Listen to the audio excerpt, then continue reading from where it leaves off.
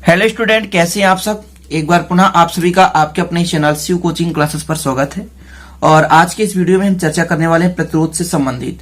प्रतिरोध किसे कहते हैं, प्रतिरोध का बीमी सूत्र कैसे निकालना है और प्रतिरोध की निर्भरता बेसिक से हाई लेवल तक, मतलब जो जीरो से स्टार्ट करते हैं उसे मैं समझाऊंगा। ठीक है, तो वीडियो को अंत तक देखिए, पूरा प्रतिरोध आज आपको क्लियर हो जाएगा। तो चलिए स्टार्ट करते हैं। तो सबसे पहले परिभाषा समझे कि कोई चालक विद्युत धारा के मार्ग में जो रुकावट डालता है उसे उसका प्रतिरोध कहते हैं और ऐसे चालक को प्रतिरोधक कहते हैं। तो प्रतिरोध का मतलब होता है रुकावट। आपके पास एक परिपथ है और जिसमें विद्युत धारा प्रवाहित हो रही है और उसमें कोई भी चालक हो या कोई भी पदार्थ है जो कि उस धारा में रुकावट उत्पन्न करता है। धारा प्रवाह होने से क्या करता है, बाधा उत्पन्न करता है, जो कि धारा को प्रवाह को कम कर देता है, उसे हम कहते हैं प्रतिरोध। प्रतिरोध का मतलब होता है रुकावट। शब्द का अर्थ निकालें प्रतिरोध, और प्रतिरोध का अर्थ होता है रुकावट। ठीक है ना, प्रतिरोध के अर्थ से ही आपको इसका परिभाषा निकालना है कि कोई भी चालक जो विद्युत धारा के मार्ग को रुकावट डालता है, मतलब विद्युत धारा बहने में रुकावट डालता है, उससे हम क्या कहते हैं, प्रतिरोध।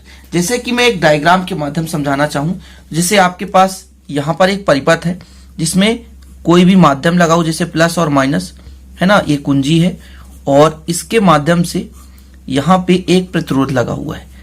और ये प्रतिरोध करता क्या है कि ये धारा के रुकावट मतलब धारा में प्रवाह में रुकावट डालता है।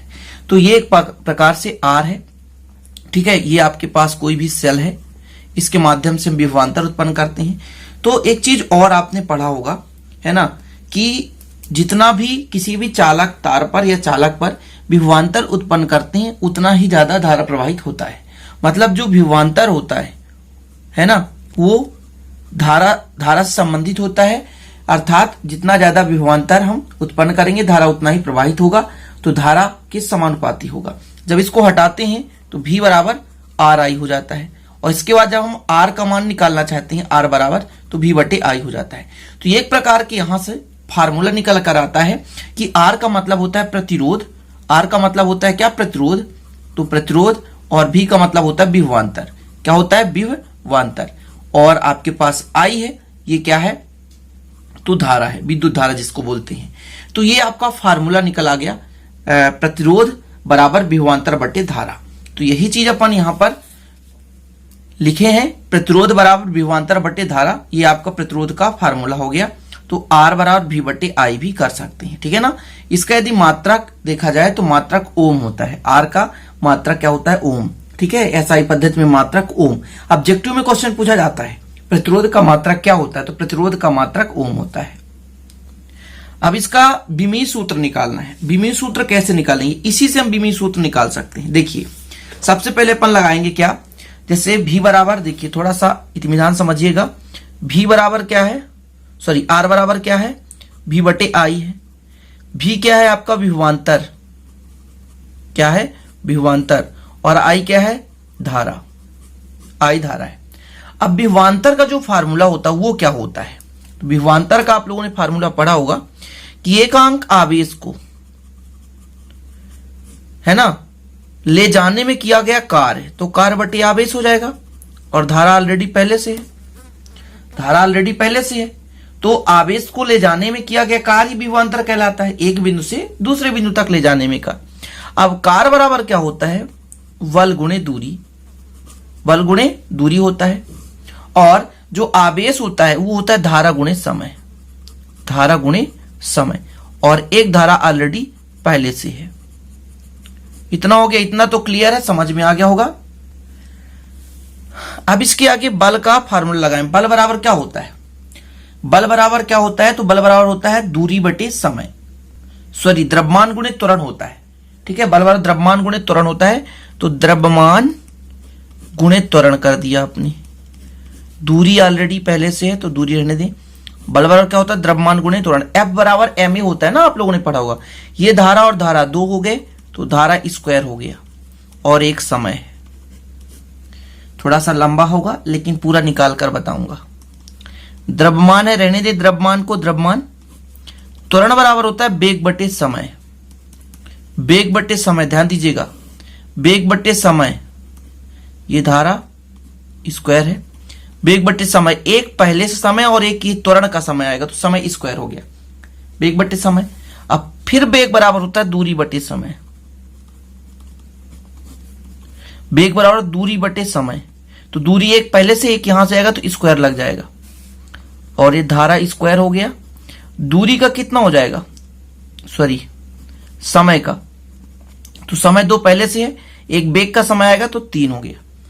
अब इसका विमीय सूत्र मैं निकालूं तो m कितना है आपके पास, 1 है, m l दूरी कितना है, 2 है, t कितना है, 3 है, नीचे से ऊपर जाएगा तो माइनस लग जाएगा, और धारा कितना है, ये है। तो ये आपका विमीय सूत्र आ चुका है। विमीय सूत्र निकल आया किसका, प्रतिरोध का, विमीय सूत्र। प्रतिरोध क्लियर, आपको समझ में आ गया होगा कि विद्युत परिपथ में जो रुकावट डालता है, कोई चालक तार विद्युत परिपथ में यदि रुकावट डालता है तो उसका क्या कहलाता है, प्रतिरोध कहलाता है, जिसका ये विमीय सूत्र निकल आया। मात्रक ओम है ना, ऐसा ही पद्धति में मात्रक। अब चलिए थोड़ा सा चर्चा कर लेते हैं प्रतिरोध की निर्भरता। तो प्रतिरोध की निर्भरता के लिए आपको एक फार्मूला याद रखना होगा, वो कौन सा फार्मूला है, तो ये आपका फार्मूला। अब इसका गणितीय व्याख्या भी है, लेकिन इसका मैं गणितीय व्याख्या क्यों नहीं करा रहा हूं, क्योंकि पेपर में कभी आता नहीं है, तो इसकी गणितीय व्याख्या कराने की जरूरत नहीं है। प्रतिरोध बराबर R बराबर 2m/n² टाउ, टाउ जहां श्रांति काल है, n जो है उसमें इलेक्ट्रॉन की संख्या है, E है आवेश की मात्रा कितना है, L जो है चालक की लंबाई है, और ये जो है चालक का क्षेत्रफल है। अब यहां पर डिपेंड कर रहा है, ध्यान दीजिएगा, n, ठीक है, n, L और E, 3 चीज आपको बताना है। अब जो ऊपर होगा उसके समानुपाती और जो नीचे होगा उसके व्युत्क्रमानुपाती, उल्टा कर देना है। जो भी ऊपर होगा उसके समानुपाती और जो नीचे होगा वो व्युत्क्रम कहलाएगा। तो पहला पॉइंट आप तो लिखेंगे चालक की लंबाई पर, चालक के लंबाई पर। तो जो प्रतिरोध होता है वो चालक की लंबाई के समानुपाती होता है, सीधा सा प्रोपोर्शनल है। तो किसी चालक का जो प्रतिरोध है, किसी चालक का जो प्रतिरोध R है उसकी लंबाई L के समानुपाती होती है। तो जो L है उसकी लंबाई की क्या होगी, समानुपाती होगी। मतलब जो R है, सॉरी, लंबाई पर डिपेंड करता है, मतलब जितना ज्यादा लंबाई होगा चालक का प्रतिरोध उतना ही अधिक होगा। इसलिए कहा जाता है स्टूडेंट कि यदि किसी चालक तार को खींच दिया जाए, यदि खींच दिया जाए तो उसकी लंबाई बढ़ जाएगी, और जैसे ही उस चालक तार की लंबाई बढ़ जाती है तो प्रतिरोध ज्यादा हो जाता है ना। प्रतिरोध ज्यादा हो तो धारा कम बहने लगता है। इसलिए कहते हैं जैसे आपके पास कोई बैटरी है छोटी मोटी, यदि उसको बल्ब जलाकर लंबी तार खींच दी जाए और बल्ब लगा दिया जाए तो प्रतिरोध ज्यादा हो जाता है, धारा कम बहने लगता है, ध्यान दीजिएगा। इसलिए कहते हैं हमेशा जो आपके पास नॉर्मल इन्वर्टर आता है छोटा मोटा, तो कहते हैं पास में ही बल्ब लगाओ या इन्वर्टर पे ही लगाओ तो ज्यादा बेटर प्रकाश देता है। इसका कारण यही है, प्रतिरोध, ठीक है।